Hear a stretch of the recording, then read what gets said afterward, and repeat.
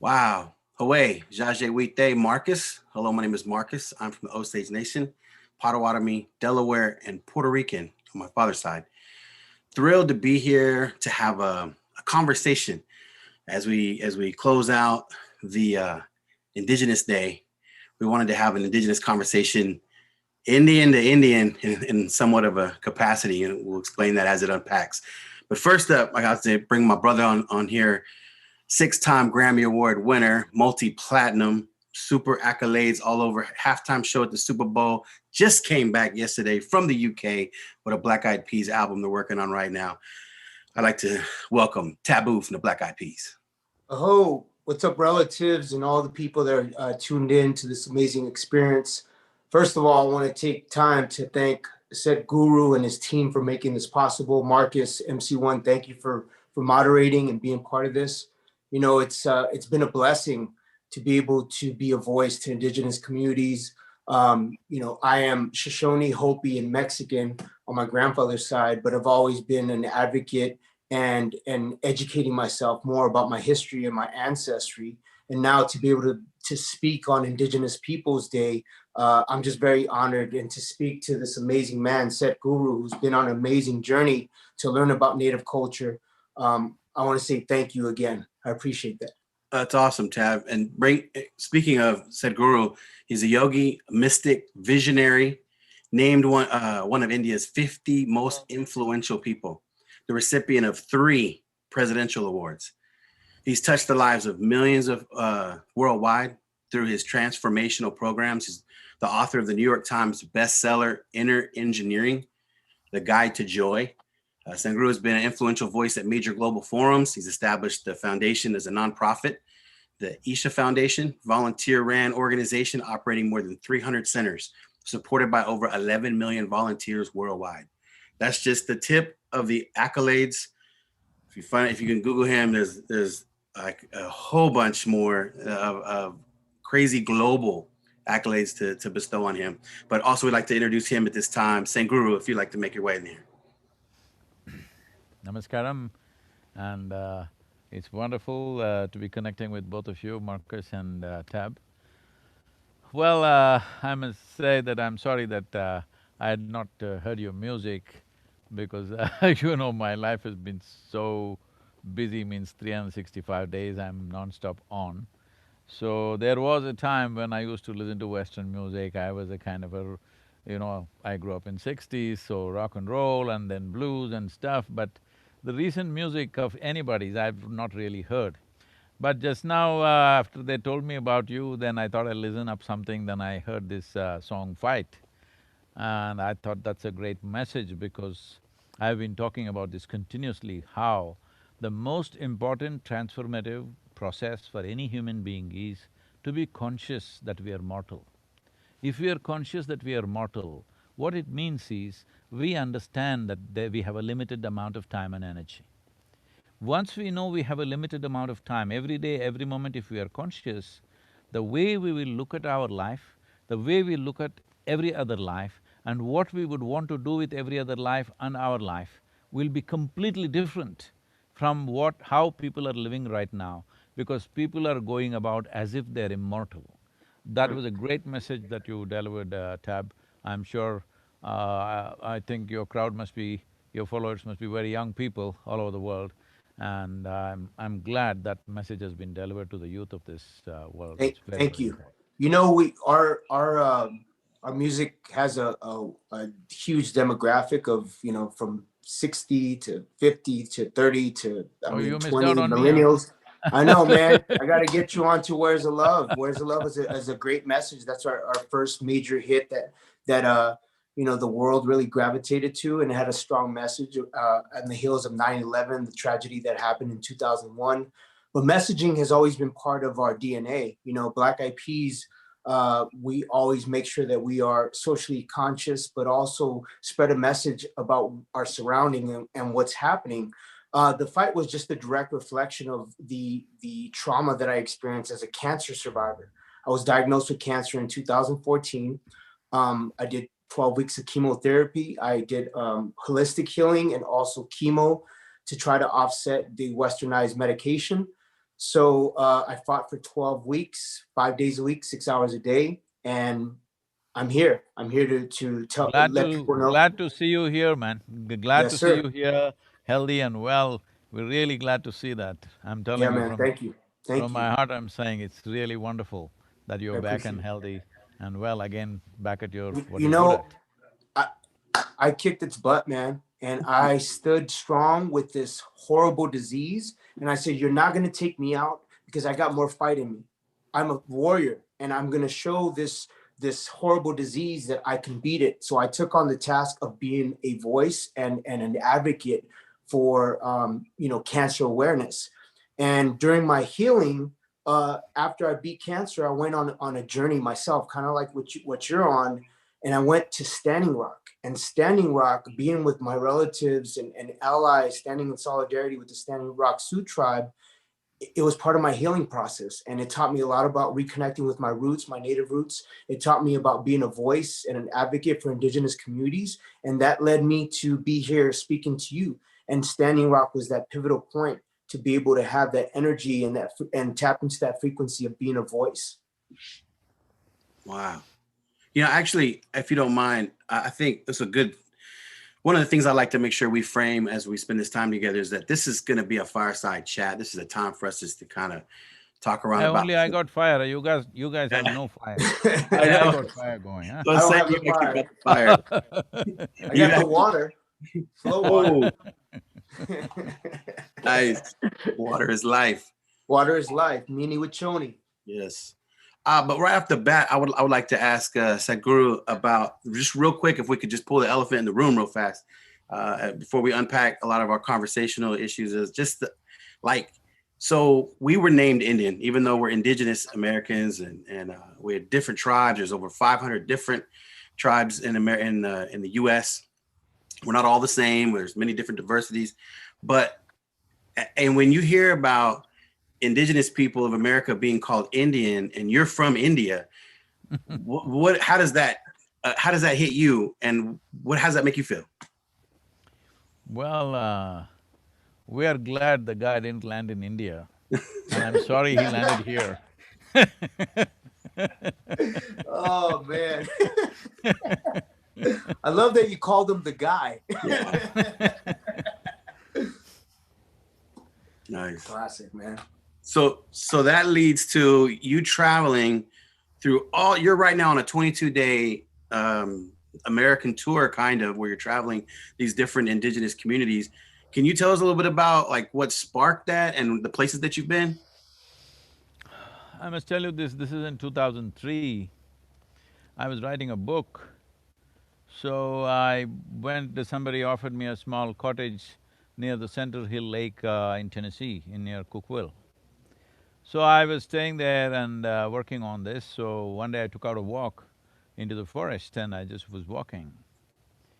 Well, different people may understand this in different ways, but I saw something, a kind of a frozen spirit just standing there in such a state of shame, pain, resentment this is someone who held another person, a more important person like a brother, but he could not protect him, he was killed. And he just stood there and froze as a spirit. And the level of shame and resentment and anger and a complex pain above all. I have to tell you, in my life, probably that's been the most painful moment in my life. I've never seen that kind of pain, that Indian spirits, the Native American spirit standing there like that. So then I wrote this poem and I did something with that force. Shall I read the poem to you? Please. Yes, please. It's Please. called America. The brooding darkness of these woods fed upon the native blood. In the twisted tangle of the fallen wood, the spirit of the fallen Indian stood. Oh brothers, your identity a mistake, those who oceans cross did make. The greed for gold and land laid waste the spirit of wisdom and grace. The children of those who by murder did take are taintless of their forefathers' mistake. But those who lived, fed upon the milk of courage and pride, stand as spirits of defeat and shame. O murdered and the murderous, Wow. embrace me, let me set your spirits to rest. So, this poem is kind of saying what happened there, but I'm telling you that was the most painful moment in my life. And on that day I decided I should know more about what happened. And as I explored this, I realized that this region in Tennessee was called as Trail of Tears, and we were looking for a land to set up our center, and we set it up right there at the beginning of Trail of Tears. So where I've spoken about this in the past, it may be somewhere on the YouTube. I said, it is not the beauty of the place which drew me there, it is the pain of that place which drew me there, because my work, my life is to see that people can live without this pain. My entire life is just about this, that if a human being is willing, he can be beyond suffering. There are ways to do that to oneself. Only when people are beyond suffering and they know the joy of being beyond suffering, will they walk full stride, because there is no fear of suffering. And only when there is no pain and suffering in you, you will not cause that to other people. You know the value of being happy, you know the value of being joyful and peaceful. This is very, very important for every human being. People keep asking me, Sadhguru, what is the solution for this problem, that problem? I say, the problem is just this, everybody is in pursuit of happiness. They are not happy, they're in pursuit of happiness. If they were only joyful by their own nature, just look at every human being, look at yourselves, I'm saying. In a moment when you're very happy, you are a wonderful human being.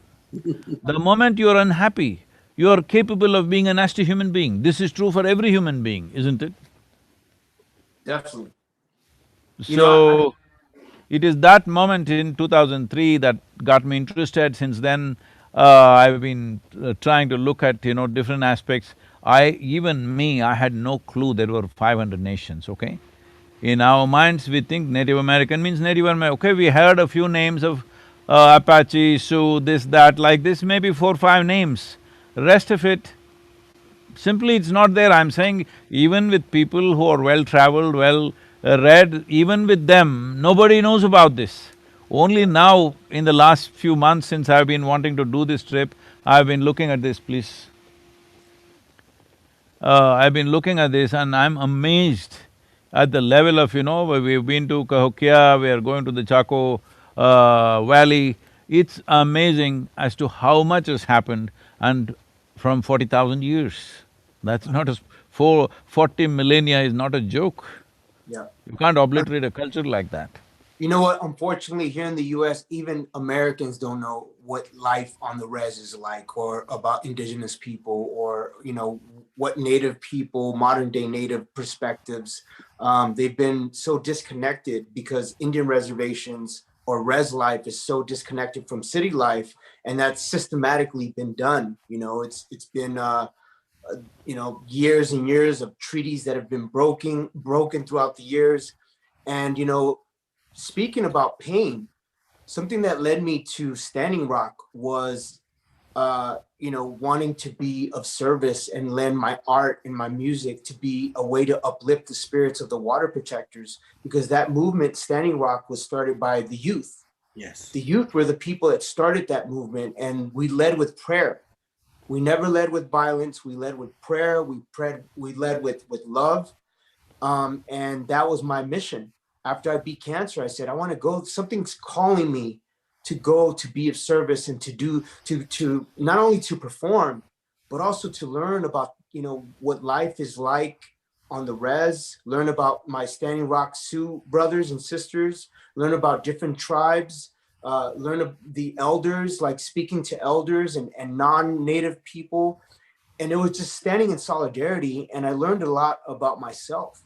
I learned, for so many years, I've been caught up in I and about me and my career, that when I went to Standing Rock, it humbled me, and I surrendered I to become we and us. And how can we be of service to everyone, with our platform and our blessings? Because, I'm in pop culture because of music, But really, if I just shine the light on myself, I'm not using this blessing correctly the way that I should. And my grandmother instilled that in me. She said, don't ever forget about your roots. Stay grounded. Keep your hands into Mother Earth. And she was the strongest beacon of light in my life. She was a strong Native woman from Jerome, Arizona. And I think that was her spirit taking me to Standing Rock and saying, look, this is where you need to be an advocate. You need to be a voice, and always, lend your voice to these communities that need it. There's I always say the voice of the voiceless, because there's not a lot of people in pop culture that happen to be Native that can actually speak to the world on a global stage. And I'm just using my platform to be able to give back to Indigenous communities. And that's how me and Marcus, we came together because of that, and I kind of brought him out of retirement because he hung up his cleats, as he says, in music, and he Marcus. stopped doing music. This guy's retired, I can't believe that. He retired, and I was like, who are you, Michael Jordan? So he puts his I must cleats tell you, up. wherever reservations and other places I go, this is one question that's coming to me, Sadhguru, how should we, frame our future? What should we do, our youth? So I've been saying this exact same thing. I said it's very, very important you are part of the mainstream. At the same time, you don't give up your roots. You must go through modern education, you must make sure that you're successful, you are part of the mainstream. You don't become an archival people. You're not archive. You're not somebody's archive, you're not some kind of an exotic archive to look at. You're living people, you belong to this generation, but at the same time don't give up the roots, because if you leave your roots, the tree will anyway die, okay? Today, the leaves may be green and tomorrow it'll become brown, that is in no time. But the important thing is the roots are nourished. So it's important that in your reservations, you must educate your children in your language, in your spiritual process, in whatever mysticism and exploration that was happening and the culture. But at the same time, you must do well in the modern world, because you're living people, you are not an archive for somebody to come and look at you like you're from another time. You're not from another time, you're from here, now. Yeah.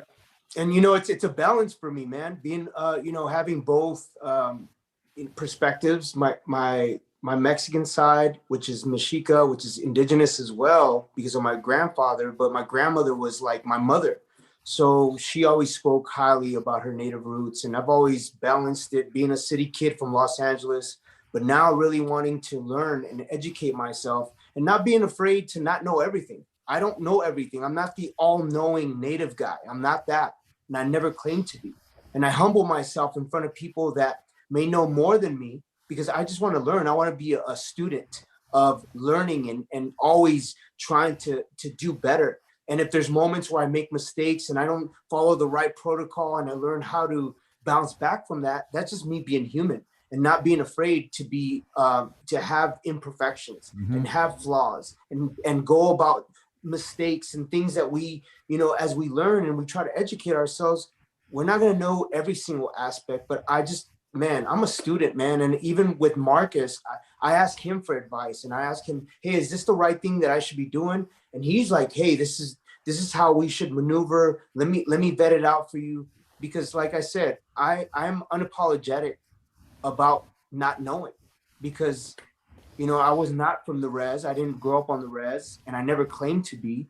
But what I do claim is that I'm a student and I love learning about my culture, love learning about, being proud about being Mexican and being Native, and learning about the indigenous sides, and always wanting to put that in the forefront, because we forget about our roots a lot of times. And that's exactly what you were saying. We're in this modern day time, we're in the US, and sometimes we get caught up in being so American that we lose track of our culture and our heritage. And that's not what I'm here for. I'm here to educate my kids, and so that they can know, look, my dad didn't just leave a catalog of music. He left a legacy of understanding his culture and being proud of both of his cultures. Wow. I do not know. I do not know is the greatest possibility. When you see I do not know, the longing to know, the seeking to know, and the possibility of knowing is alive. The moment you say I know, you're finished, you're a conclusion. Exactly. Woo. Yep. Man, That is so profound. Let's listen to the retired man. Oh, I'm just sitting here. I'm sitting here gleaning off what you guys are saying. It's so good.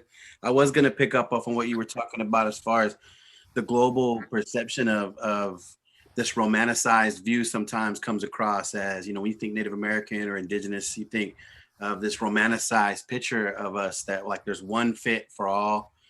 But there was a study, one of the largest studies out just recently by Illuminatives was saying that the number one challenge the indigenous communities face here in America is not diabetes or access to proper schooling or healthcare. Instead, it was invisibility, that us being removed. And I loved how you said not to be archival, not to be a museum piece, but to be active in today.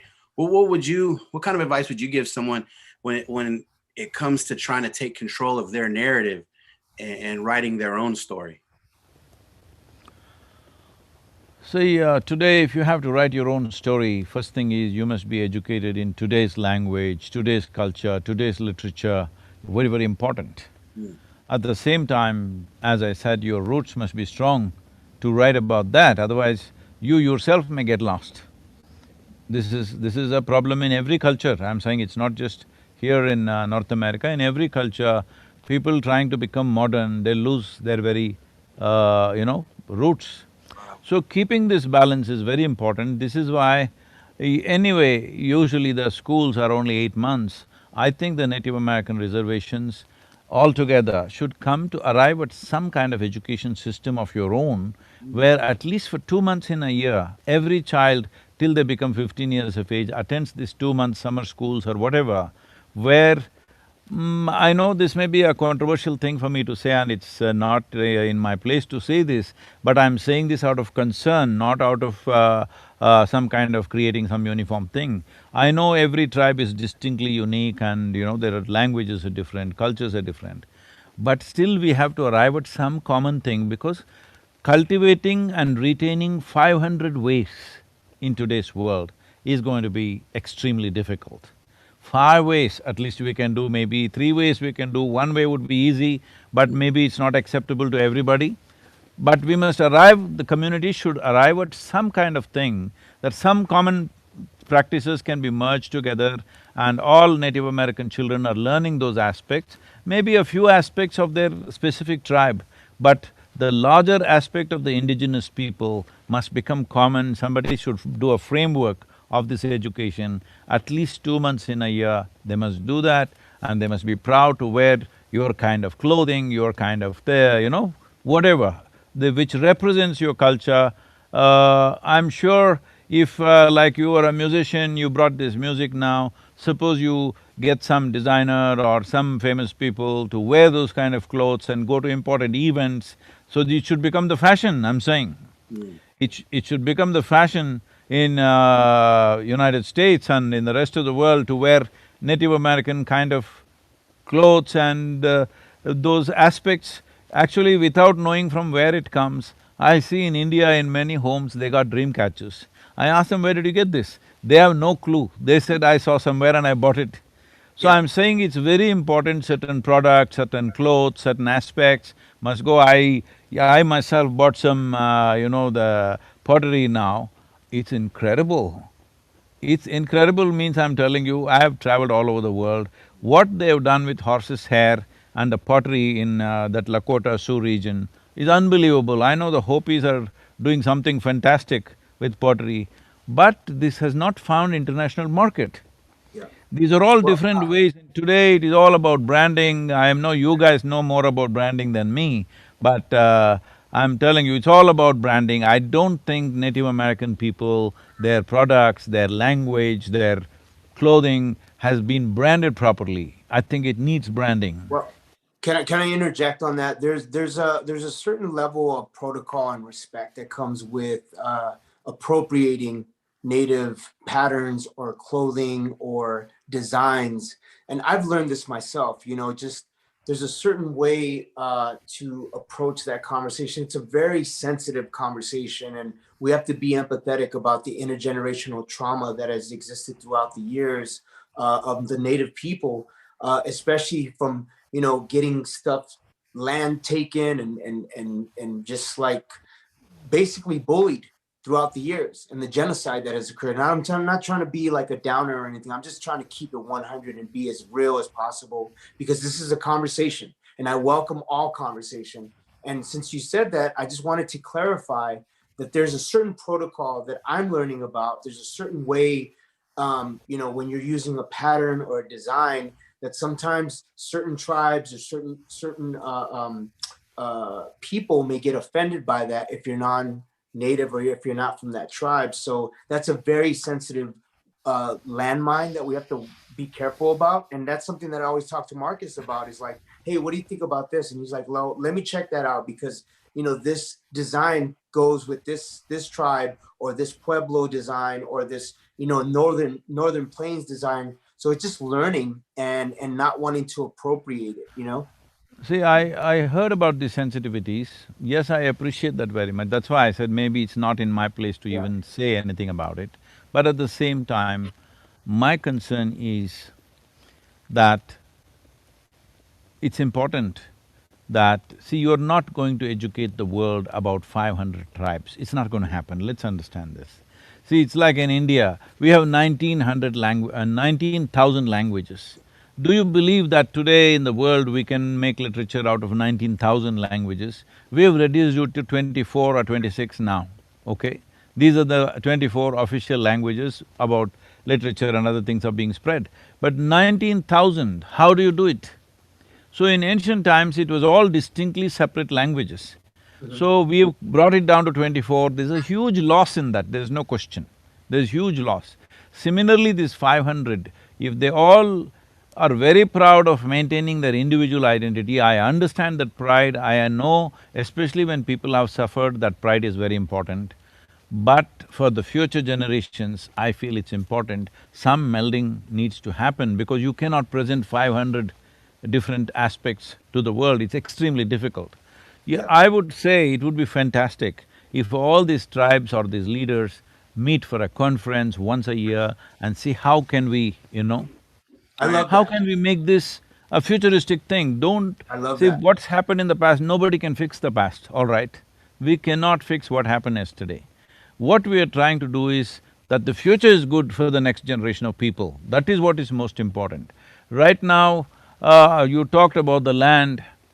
See, the land, what happened in the past, well, there's no point talking about it. But the reservations were made, but now people are selling away the reservation land, and after 50 years, there'll be no reservation because everything is sold out. So it's important that… I've mentioned this before, but I will say this again, I know this may cause a certain amount of political whatever, but I'm saying this, that as national parks are protected, reservations must be protected. Now the problem is, for economic reasons, a Native American person wants to sell his land, why should you stop him? That's the argument. I'm saying he should be allowed to lease it and for a maximum of 15 years. In his life, if he doesn't want to do anything, he leased it out for 15, 20 years, whatever the period they fix, is fine, but the next generation must have the land. If he sells it away, it's gone. It's gone means it's gone. Language is gone, culture is gone, spiritual process is gone, your ways of doing things is gone. If land goes away, then that's it, okay? That is complete decimation. So land must be kept, it's very important. Even if it is a tenth of the land that you had earlier, at least that piece of land must be kept for good. It should not be sold. Working for a law like that would be only possible if all these 500 or whatever the significant number, maybe 100 of them, come together, hold annual conferences and demand what they have to demand. Because once the land is sold, it's finished. Man, wow. I wish our leaders thought like you, man. We're in an effed up situation, to be honest with you, with the whole leadership of this country.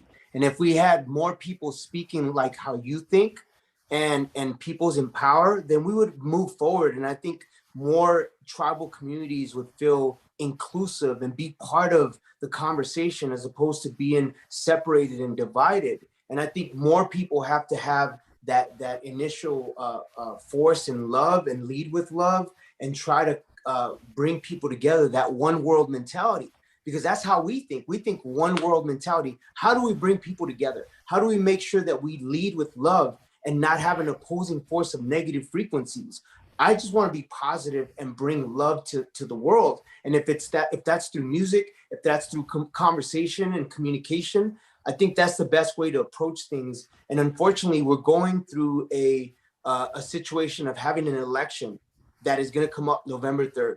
And we need people to activate to really go out there and vote and make their part. And I'm not trying to make this a political thing, but what I do want to make is let people know how important it is to be a voice and to lead with love, so that people can have that same perspective about, hey, can we sit in a room and come up with ideas to move forward and not be so divided and separated? So that I love that. I commend you, Sadhguru, for thinking like that. I love that oneness mentality. We need more of that. Wow. I think this whole thing may be coming from the fear of what's happened in the past, which is very much understandable because of such terrible things have happened. There may be fear-based approach to this in the elderly people who were in the last generation. But this generation of people, at least the laws are now equal, all right? The Indian people or the Native American people are as much citizens of United States as anybody else. That has been leveled out now since 1978 or whatever. So now that you are this, it's very important that you must vote, because right now your numbers may not be big enough to make a difference in the presidential election, but at least in the local Senate body election, municipal elections, in this you must participate, because without participating in a democratic process, you cannot decide or determine your future. You cannot decide your destinies if you do not participate in the democratic process. Well, the larger election, the presidential election, you may not have the numbers to determine anything there as such, as far as I know, I may be wrong. But I'm saying more than that, the local elections, who's your local congressman, who is your Senate representative, who is your municipal representative, this is very important, and I mean people must participate in that. If you think putting together a conference of at least the major elders, in a quiet way, we can do it, we don't have to do it with great publicity or anything. If you think like that, if you think we can contribute in… Huh? I would love to be part of that conversation. If you think we can contribute in any way towards that, we will be most willing, because these people need to be freed from the fears of the past and they must plan for their future. This is very important.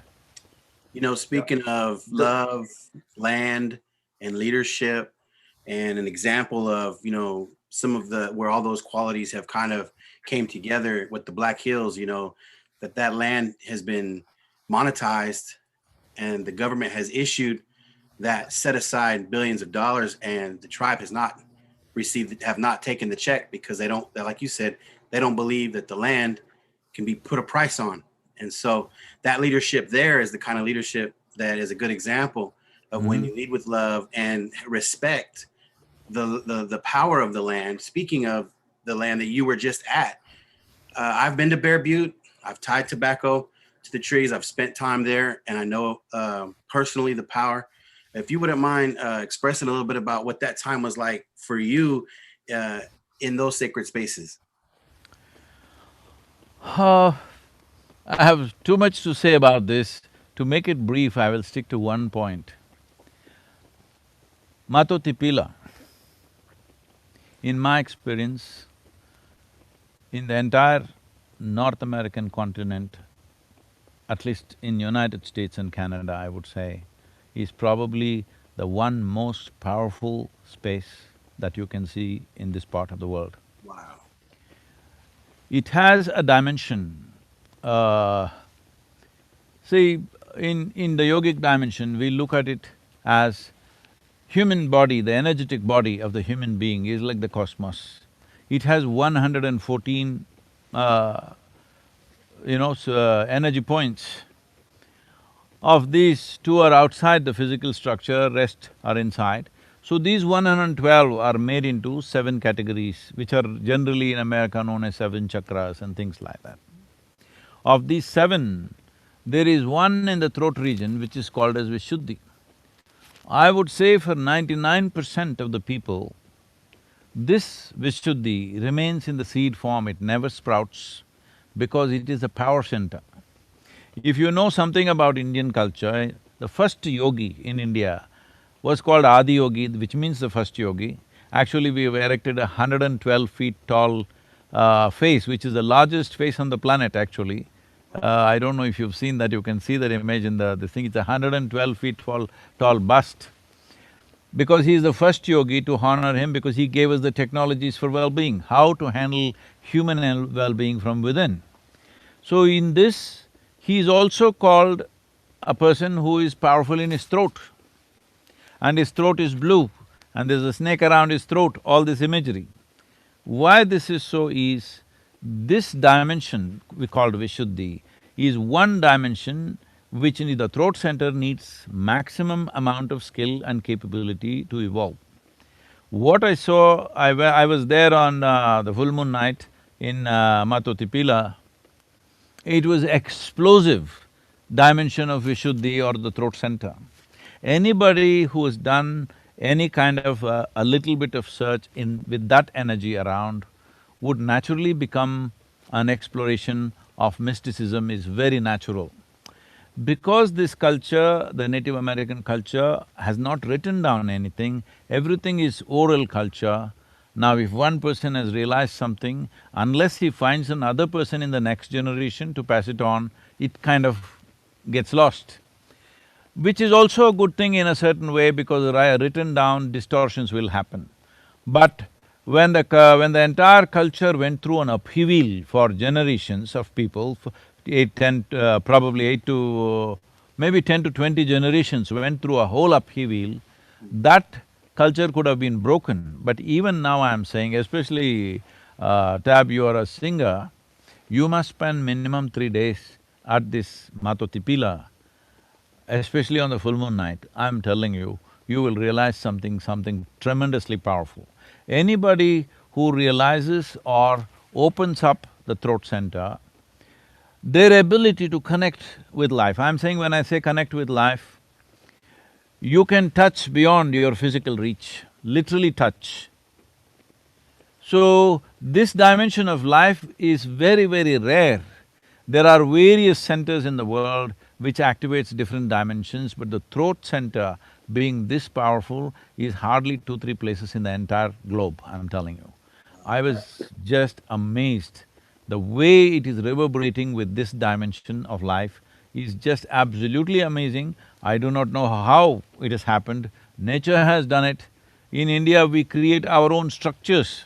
We create consecrated structures to reverberate this kind of energy, but what we make is of small proportions. But here it is standing in such a magnificent form, and this in many ways, I've spoken in detail about this, I don't want to go into the detail. This in many ways, whether tribes were from the plains or from the mountains, from the coast, wherever they were, this has influenced the entire culture in a huge way, because when I hear the Native American voices, what I see, I have no scripture in my head, I don't have any bookish knowledge or religious knowledge. All I have is, I can feel the place with my eyes closed. One thing that I see with the voices, the way they're going about is, they're expressing their voices along with the geometry of the land. When you produce a sound which is in sync with the form that you see, then we say this is a mantra, because now the combination of sound and form are working together and suddenly it becomes an explosive force. So, when I see the Native American music and the terrain that they were looking at and making these sounds, not always words, just sounds, because sound is important. Words are made up in our minds. Sound is real, sound is a reverb, and sound has a geometry of its own. If you utter the right kind of sounds, it will touch the forms, it will embrace the forms. In this there is tremendous power. This is where I see the entire Native American spiritual process is rooted. Whether people have physically been there or not, it doesn't matter. Because even without physically being there, you can connect with this. If you connect with the land, you can connect with this dimension, And if you connect the land and the sound, you will definitely connect with this Mato Tipila, because this is not a physical thing. There's an energetic dimension to that. See, we have a physical body, but without the life energy, what is this physical body? It's just rot, all right? So what is a stone? A stone is nothing unless it has an energetic body. Here there's an energetic body expressing this dimension of the throat center in the human system in an extremely powerful way, which is… I've never seen a place like that in my life. I've traveled literally everywhere, I'm telling you. That's So amazing. that's been one of the most profound things, and Cahokia also was a great thing for us to see, because we discovered certain things that what they have done there, and some things that have gone right, some things that went wrong there. That's a different aspect, but this Matotipila is a must for every indigenous person. It's a must, whether they go there physically or otherwise, they must connect with this. This is where the power is. The basis of your culture in some way energetically is here. And with connecting with that could also be the liberation for the future. Yeah, that's actually the good medicine that we speak about with frequency and sound. You know, when you speak on waveforms and the way that we, with our technology, when we record our music, we use Pro Tools and we use sound waves to see the different tones, the tonality, the delivery of your vocal, or even a melody.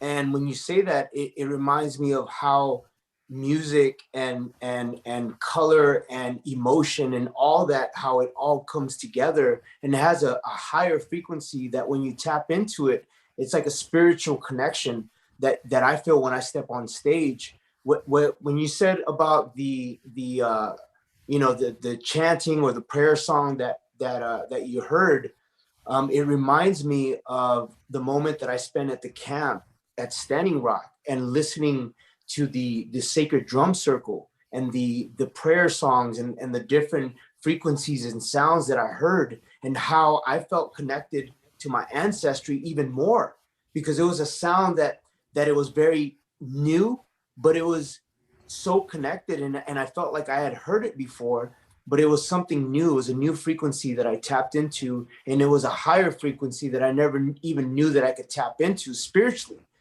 And you know, it was native relatives that took me there, you know, and I wasn't on peyote or any type of hallucinogens or anything like that. It was just natural. It was a natural connection with Mother Earth, the tones, the music, the melody, the chanting, the prayer song, the good medicine that people always talk about.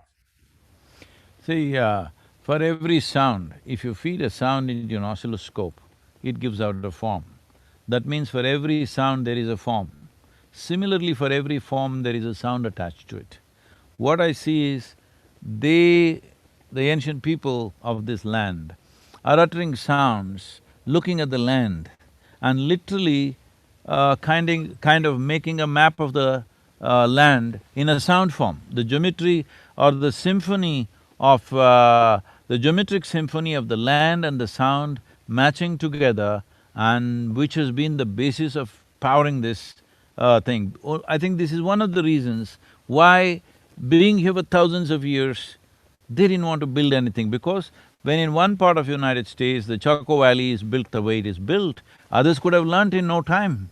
In a couple of generations they would have picked it up. It looks like consciously they did not want to damage the land, because their whole thing was feeling the land with sound and empowering themselves with that. In this process, this Matotipila is a significant influence. Wow. Now, so And what a tragedy that it's being called as Devil's Tower today. oh yeah, well, we'll call it that. So with native music and indigenous music, consider there's some other aspects that are considered sacred. I know in Indian music there's some spirituality that utilizes consecrated sounds. How would you balance maintaining the integrity of the sacred sounds while keeping them relevant globally? See, the power of the sound is not about ancient or modern. As I said earlier, see, we're speaking English language. Language is a conspiracy between two people. Suppose both you guys start talking in one of the native languages, I will just gape at you because it's a conspiracy between both of you. That if I utter this sound, this is what it means. If I utter the sound, that's what it means. This is how we learn language. So, words are made up by us, but sound is an existential reality. So, this sound, if you utter it in a certain way, it doesn't matter which part of the world you are, what you are.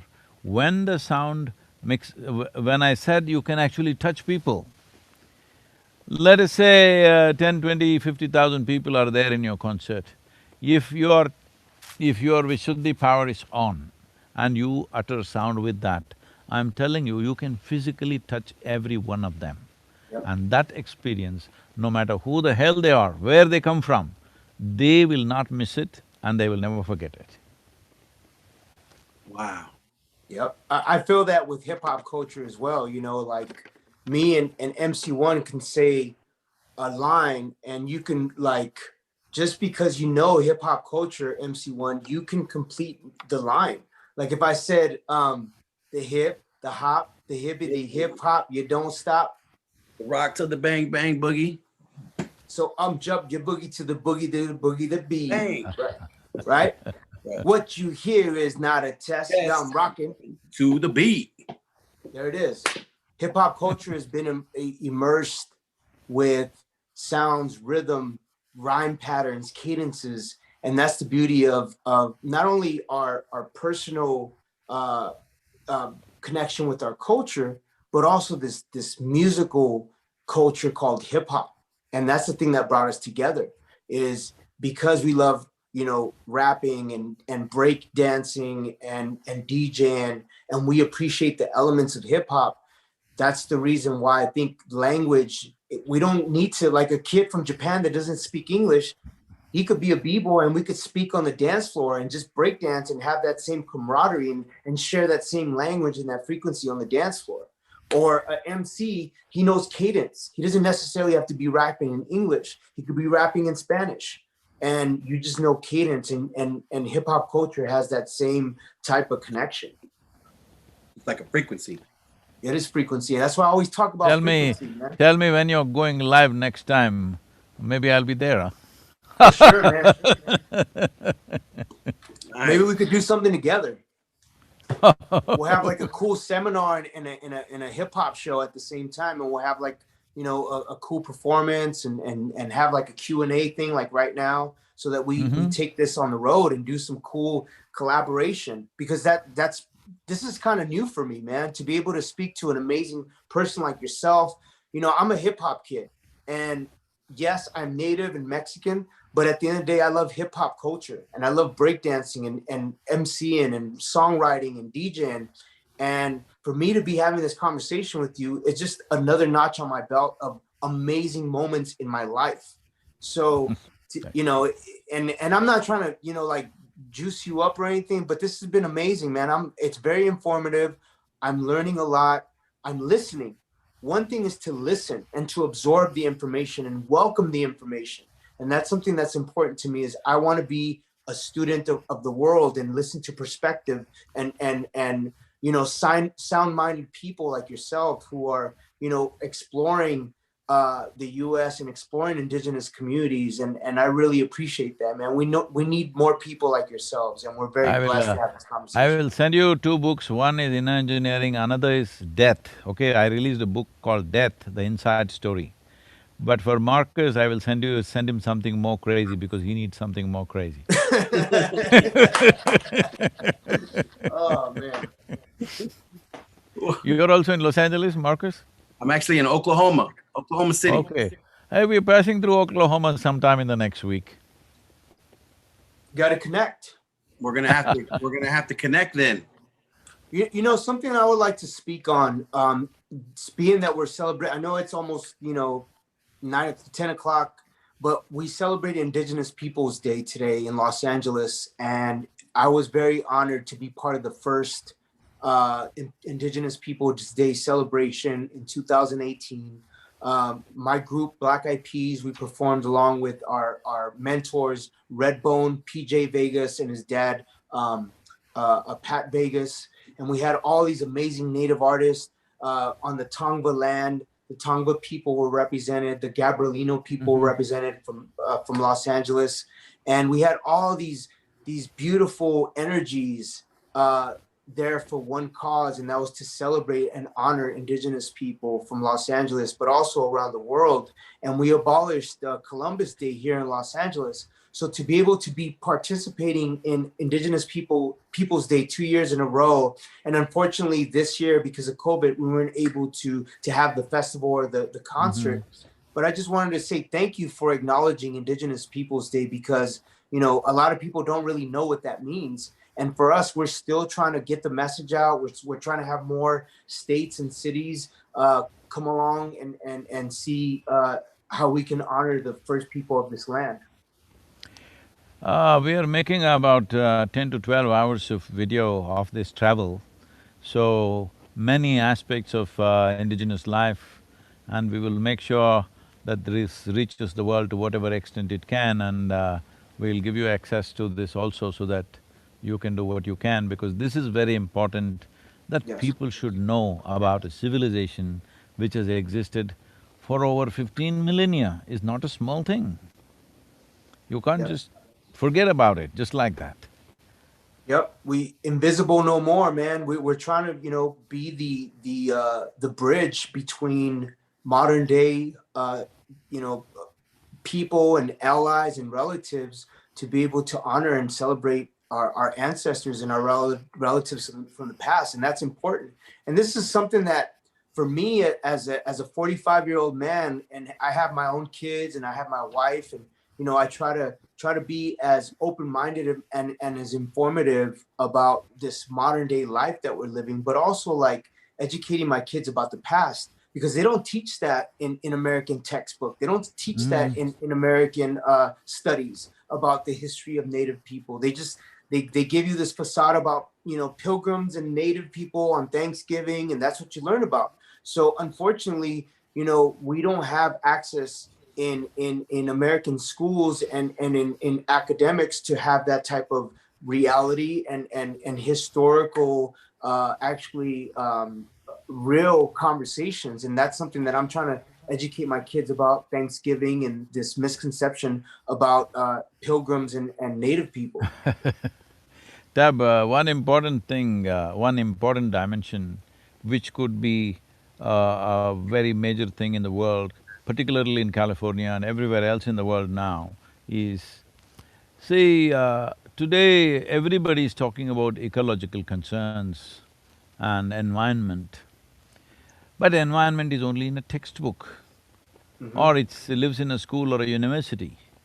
But the significance of Native American people is, it lived in their hearts, environment was in their hearts. Yep. Till this happens to this generation and the next generation, unless ecological concerns are living in our hearts, not in textbooks as some abstract science, till that happens, there is no solution. So this is one line of Native American life which can be brought forth in a very strong way, and everybody will stand up for this because entire world knows now this needs to happen. I am very much a part of various aspects of United Nations agencies doing this. We are partners with them, and we have major ecological movements in India, one of the largest in the world, called Rally for Rivers, where 162 million people participated in this movement of 30 days. 162 million people. Okay, that's the largest movement ever for ecological aspects. So bringing out Native American culture as the most eco-friendly way of living, not only of living, the most important thing is they carried it in their hearts, not in textbooks, not Yeah. as an abstract science. This one angle could make the entire indigenous population very relevant for today and tomorrow. Beautiful. Yeah. Hey, And before we always talk about that, Marcus. We always talk yes, about being city, like in the city life, and being me. I was born in East Los Angeles in a predominantly Mexican American community where there wasn't a lot of Native connection, and my grandmother was the only type of connection that I had to my native roots, because like I said, I was born in the city. So I had to go on my own journey to figure out, hey, where I come from, asking questions, wanting to find out about Jerome, Arizona, where my grandmother was from, find out about the roots. And even to this day, people try to question, as you call it, MC1, the Indianness, right? They try to question and say, well, what, there's this thing called blood quantum that they try to dissect and try to say how much blood, quantum do you have, or how much native blood do you have? And in actuality, it's like, this shouldn't matter about a blood count or something that a lot of people get so caught up in. And it's like for me, I'm like like I said, I'm trying to be a student and trying to learn as much as possible. And I don't get caught up in a lot of it, but sometimes I have to call MC1 and be like, hey, MC1, is this noise that I need to unpack? And he's like, no, you just gotta mute the noise, man, because you're gonna get hit left and right with all this nonsense. And there's gonna be people that are gonna try to bring you down. There's gonna be people that are gonna support you, but there's gonna be people that are envious because all you want to do is help and be a voice. And that's something that's very important to me. So, I think Marcus has been one of those people that's a go-to person, because like I said, being a city kid, not knowing everything about my native roots, but wanting to learn, I do ask those questions. And I have a lot of mentors, and I have a lot of people that inspire me and keep championing me to gain more knowledge. So what I appreciate about you, Tab, is your willingness to be a student, and we're all students, because I'm not an Indigenous expert. None of it. We're all on a journey, and that's always impressed me that you, at your stage, at your platform, you could, if you wanted to, feel like we said earlier, you could have already said I know instead of I don't know. So with these last 2 minutes we got, I'm gonna split it up between you guys. I realize there's, between the two of you guys, there could be countless people watching this, and also with the recordings to come. So also disclaimer, I do believe that Sadhguru, you were invited to the Bear Butte and that place that you described as so powerful. You were there on invitation, if I'm correct. And so this last couple minutes, what would you want to say to those that are watching as we leave them with your final message, your final thought? See, what I see is there is a whole lot of people are soaked in a certain level of defeatism, kind of resentment and anger. No, this should go. We must come out of this strong and well, because you are the original people in this land. There is a value for that, and it's a long culture behind a millennia of culture. So as a part of this, I'm seeing we must offer tools for them to walk out of this mental blocks that they have. So as a part of this, I'm announcing now that we have what is called as Inner Engineering Online program. So we're… for anybody who is Indigenous people, we won't check your blood, this thing. If you say you're an Indigenous person, we will give 75% discount. That 25% we are charging just to get commitment, so that they don't take it too easy. It is a limited amount of this thing. 25% of the cost, I will offer this Inner Engineering Online program. It is just they have to go to innerengineering.com and they will know all the detail. They can… it's a 7-session thing. It's a self-empowering program. More than anything, it's about engineering yourself in such a way that your mind, your thought, your emotion, your body is not an impediment in your life. Your body and mind should work for you. Unfortunately, for most people, their own minds work against them. So to release them from this, I want Native American people to go through this, and for this purpose, I will offer a 75% discount, so that all the youth must go through this, because they are the future and they should be able to present this culture in a very proud, but in a way that it merges with everything else in the world, not sitting separately. Sitting separately is not going to help. We must see, Mahatma Gandhi said this, we must open the windows and doors of our home where the breeze from every other culture should pass through our home. But it should not blow away our home, that's very important. But every breeze from every culture, every nation, every religion, whatever there is, must pass through our home, but it should not blow away our home. That is what I would say to the indigenous people. It's important you allow the today's… whatever the culture of today, whatever is happening in this country and the rest of the world, you must embrace that. At the same time, not blow away your own TP. It's very important. All right, so I'm going to say this, and I'm going to speak from the heart, because I'm very thankful to all the viewers and everyone that tuned in. And I'm looking into this camera and I'm saying, thank you, Sadhguru, for even thinking of me to be part of this conversation, because you could have went with anybody, and something, there was a higher power that brought us together to have this conversation.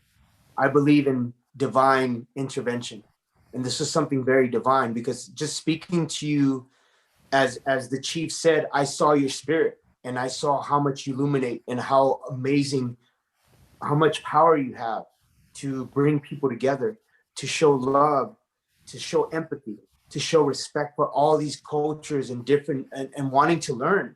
I feel like although you have so much wisdom, you too are a student. And I love that about you. I love the humbleness. I love the vulnerability of you as well, because with all this wisdom, I see a sense of humility with you. And I appreciate that. Because sometimes you meet people and they're sometimes they're on higher frequencies and you can't really connect with them. But the conversation was at the same level. I learned, you spoke, I spoke, and we had an amazing ping pong session, as I call it. Marcus, thank you for being a moderator. Thank you for being a brother. And I appreciate you asking those questions. And what I would like to leave this conversation with is a blessing from Creator to all of you. Please love one another, respect one another, and make sure that you lead with love at all times. This is important.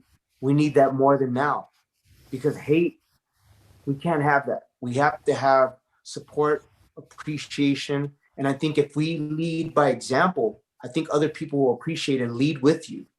And being a voice to Indigenous people, it's been a blessing, because I learned a lot of ways to educate, but also to inspire. And I think this conversation was an educational conversation, but I also got inspired to continue leading, to continue being a voice. So I'll leave you with that. And I'll leave you with one more thing. The road to success is always under construction, and we are the architects and the pioneers of that path.